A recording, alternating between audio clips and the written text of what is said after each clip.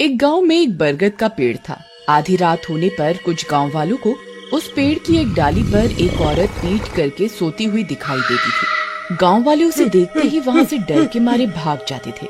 सभी गांव वालों का मानना था कि वो औरत कोई आम औरत नहीं है, वो एक चुड़ैल है जो पेड़ पर रहती है। उस इलाके में उस चुड़ैल की दहशत बहुत बढ़ गई थी, जिसकी वजह से लोग वहाँ से अपना घर खाली करके जाने लगे थे। अजी देखिए, सब लोग इस इलाके को खाली करके जा रहे हैं।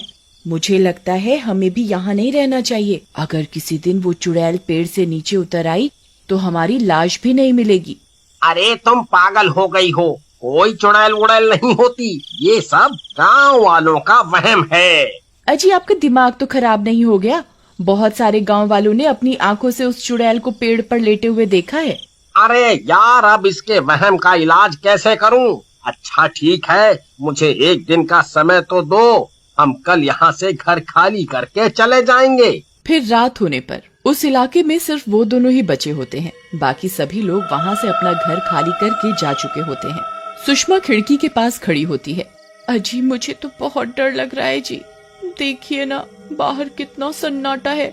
यहाँ हमारे अलावा और कोई भी नहीं है। कमबख्त सबके सब गांव वाले इस इलाके को छोड़कर भाग गए हैं। अरे कुछ नहीं होगा, तुम डरो मत। मैंने दूसरी जगह पर एक घर किराए पर देख लिया है। हम सुबह होते ही इस जगह को छोड़कर चले जाएंगे।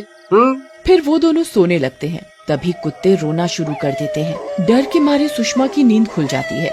अरे मर गए रे, ये कुत्ते इतने क्यों रो रहे हैं? अजी उठिए ना, मुझे बहुत डर लग रहा है। देखिए ना, गली के कुत्ते कितना रो रहे हैं। सब लोग कहते हैं कि कुत्ते चुड़ैल और आत्माओं को देख सकते हैं, तभी वो रोते हैं। अरे यार, तुम भी सुनी सुनाई बातों पर विश्वास करती हो। कुत्ते चुड़ैल को देखकर नहीं, बल्कि भूख लगने की वजह से रोते हैं। चलो सो जाओ। फिर इतना बोलकर बल्लू सोने लगता है, लेकिन सुषमा को नींद नहीं आती। फिर कुछ देर बाद किसी के चीखने की, गुर्राने की आवाज आती है। सुषमा खिड़की के पास जाकर बाहर की ओर देखती है तो उसे पेड़ पर कोई औरत पीठ करके सोती हुई दिखाई देती है। उसकी साड़ी पेड़ से नीचे की ओर लटक रही होती है। उसे देखकर वो बहुत डर जाती है। अजी जल्दी उठिए, देखिए वही हुआ जिस बात का डर था। देखिए वो चुड़ैल पेड़ पर कैसे लेटी है। फिर बल्लू भी खिड़की से झांककर उस औरत को देखता है। अरे ये तो कोई औरत लगती है, इसी की वजह से सब लोगों को अपना घर छोड़ना पड़ा। मैं अभी जाकर इसकी खबर लेता हूँ। अजी आपका दिमाग खराब तो नहीं हो गया है जो खुद मौत के मुंह में जाना चाहते हो? अरे कुछ नहीं होगा, ये सिर्फ एक औरत है जो सब गांव वालों को डरा रही है। मैं अभी इसे सबक सिखाता हूँ। फिर बल्लू गुस्से में घर से बाहर निकल जाता है और सीधा उस पेड़ के पास पहुँच जाता है। वहाँ उसे वो औरत दिखाई देती है। उसकी पीठ होने की वजह से बल्लू उसका चेहरा नहीं देख पाता। कौन है तू, और तू इस पेड़ पर क्या कर रही है? तेरी वजह से यहाँ के सब लोगों को अपना अपना घर छोड़कर जाना पड़ा। बस बहुत हो गया, मैं तुझसे नहीं डरता। चल अभी के अभी नीचे उतर। लेकिन उस औरत पर बल्लू की बातों का कोई असर नहीं होता और वो चुपचाप लेटी रहती है। लगता है ऐसे नहीं मानेगी, रुक अभी तुझे बताता हूँ। फिर बल्लू उस चुड़ैल का पल्लू पकड़कर उसे नीचे की ओर खींचने लगता है। उस पेड़ पर कोई चुड़ैल नहीं होती, बल्कि चुड़ैल के रूप में एक बहरूप या प्रॉपर्टी डीलर होता है। अरे ये कमबख्त तो मेरे पीछे ही पड़ गया। अरे नास मिटे, ये क्या कर रहा है? क्यों मेरे करे कराए पर पानी फेर रहा है?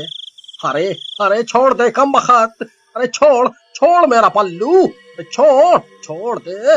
ए चुड़ैल, आज मैं तुझे नहीं छोड़ूंगा। आज तुझे इस पेड़ से नीचे उतार कर ही रहूंगा। अब क्या करूं? अगर इसे मेरी असलियत के बारे में पता चल गया तो ये पूरे गांव को बता देगा। नहीं, मैं इसे अपनी असलियत के बारे में पता नहीं चलने दे सकता। फिर वो आदमी भी अपनी साड़ी का पल्लू पकड़कर उसे जोर से ऊपर की ओर खींचने लगता है और कुछ ही देर में बल्लू को पेड़ के ऊपर खींच लेता है। पेड़ पर पहुंचकर बल्लू को उस चुड़ैल की असलियत का पता चलता है। अरे तू, ये कैसे हो सकता है? अच्छा, तो तू एक बहरूपिया है जो लोगों को चुड़ैल बनकर डरा रहा था। फिर वो आदमी बल्लू के मुंह पर अपना दुपट्टा फाड़कर बांधता है ताकि बल्लू शोर न मचा सके। दूसरी तरफ बल्लू को पेड़ पर खींचता हुआ देखकर सुषमा डर जाती है।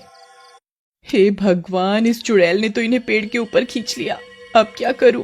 फिर सुषमा भागती हुई सीधा गांव के सरपंच के पास जाती है और सरपंच को इस घटना के बारे में बताती है। अब तो हद ही हो गई, आज तक उस चुड़ैल ने किसी पर हमला नहीं किया था, अब हमें उस पेड़ का कुछ न कुछ करना ही होगा। फिर सरपंच कुछ गांव वालों को अपने साथ लेकर उस पेड़ की ओर जाता है। देखिए सरपंच जी, ये यहीं खड़े हुए थे, तभी उस चुड़ैल ने इन्हें ऊपर की ओर खींच लिया। फिर सब गांव वाले ऊपर की ओर देखने लगते हैं, लेकिन पेड़ बहुत घना होने की वजह से उन्हें कुछ दिखाई नहीं देता। वहीं ऊपर पेड़ में वो बहरूपिया छुपा हुआ बैठा होता है। उसने बल्लू को पेड़ से बांध रखा होता है। बल्लू चिल्लाने की बहुत कोशिश करता है, लेकिन मुंह पर कपड़ा बंधा होने की वजह से वो किसी को उसकी असलियत नहीं बता पाता। कमबख्त, देख तेरी वजह से क्या हो गया।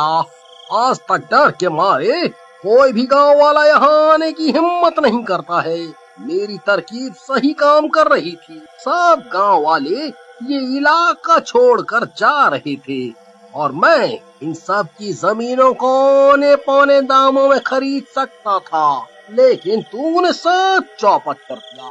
अब चुपचाप कहीं बैठा रह, नहीं तो तेरी गर्दन काट कर नीचे फेंक दूंगा। मुझे कुछ न कुछ करना होगा ताकि ये गांव वाले यहाँ से भाग जाएं। फिर वो बहरूपिया स्पीकर में चुड़ैल की डरावनी आवाजें बजाने लगता है।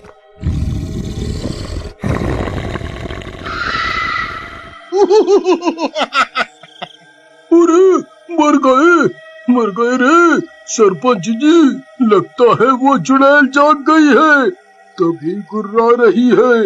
मुझे लगत है हमें यहाँ और नहीं रुकना चाहिए, चलो यहाँ से चलते हैं। नहीं, अब हम और डर डर के नहीं जी सकते। आज हम इस चुड़ैल को मजा चखा कर ही रहेंगे। भीमा, एक काम करो, इस पेड़ को आग के हवाले कर दो। ना रहेगा बांस, ना बजेगी बांसुरी। नहीं नहीं सरपंच जी, अगर आपने पेड़ पर आग लगवा दी तो मेरे पति का क्या होगा? बल्लू अब तक मर चुका होगा, उस चुड़ैल ने कब का उसे खा लिया होगा, उसके बचने की कोई उम्मीद नहीं है अब। अरे मर गए रे, ये कमबख्त गांव वाले तो इस पेड़ को आग के हवाले करना चाहते हैं, अब क्या करूं? तभी ये सब सुनकर बल्लू छटपटाने लगता है। फिर वो बहरूपिया उसके मुंह से वो कपड़ा हटा देता है। अरे नास मिटे बहरूपिये, आज तू नहीं बचने वाला, आज तेरा पर्दा फाश होकर ही रहेगा। अरे भाई, मेरा पर्दा फाश तो तब करोगे जब जिंदा बचोगे। गांव वाले इस पेड़ को आग के हवाले करने जा रहे हैं। तभी भीमा पेड़ को आग के हवाले कर देता है। अरे अरे अरे मर गया रे, अरे अरे कमबख्त तो रुक जाओ, अरे अरे अरे मर गया रे। अरे अरे गांव वालों रुक जाओ, यहाँ कोई चुड़ैल नहीं है। मैं तो सिर्फ चुड़ैल बनने का नाटक कर रहा था ताकि इनकी जमीनें कम दामों में खरीद सकूं। अरे मर गया ये। अरे अरे नास मिटो, जल्दी ये आग बुझाओ, नहीं तो हम नहीं बचने वाले। अरे अरे मर गया रे। उन दोनों की आवाजें सुनकर गांव वाले हैरान हो जाते हैं। अरे सरपंच जी, ये चुड़ैल की आवाज को क्या हो गया? ये अचानक से मर्द की आवाज कैसे निकालने लग गई है? सरपंच जी, ये इन्हीं की आवाज है, ये जिंदा है, जल्दी कुछ कीजिए ना। भीमा, यहाँ जरूर कुछ गड़बड़ है, जल्दी से इस आग को बुझाओ, हमें इस आग को रोकना होगा। फिर गांव वाले बल्लू के घर से पानी की बाल्टियां भर भर कर लाते हैं और पेड़ की आग को बुझाने लगते हैं।